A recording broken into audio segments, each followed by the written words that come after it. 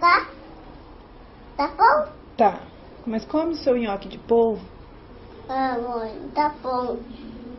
Esse polvo não é de verdade, né? Não. Então tá. Ele nem fala e nem cabeça dele, né? É. Cadê a cabeça dele? Não tem cabeça. Isso Tá aí é bom. só as perninhas do polvo picada. Ah, e a cabeça dele tá no mar?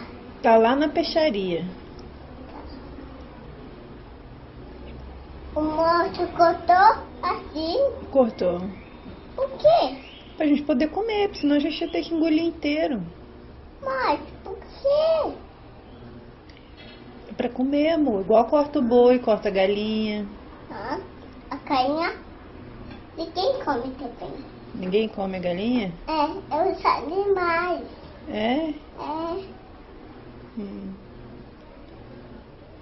Mas vamos comer o nhoque? Come a batata, então. Só batata e só arroz.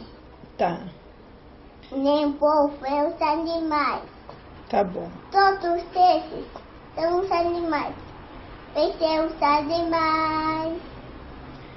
Polvo é os animais. Cães é os animais. Vaca é os animais. Porco é os animais. É.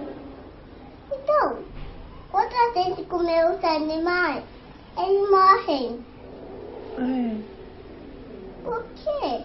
Pra gente poder comer, meu amor. Porque eles morrem. Não gosto que eles morrem. Eu gosto que eles ficam em pé. É isso. Então tá bom. Então a gente não vai comer mais não, tá bom? Tá.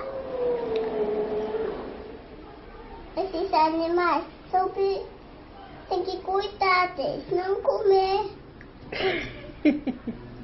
Tá certo, meu filho. Então come a parte da batata e do arroz. Tá bom.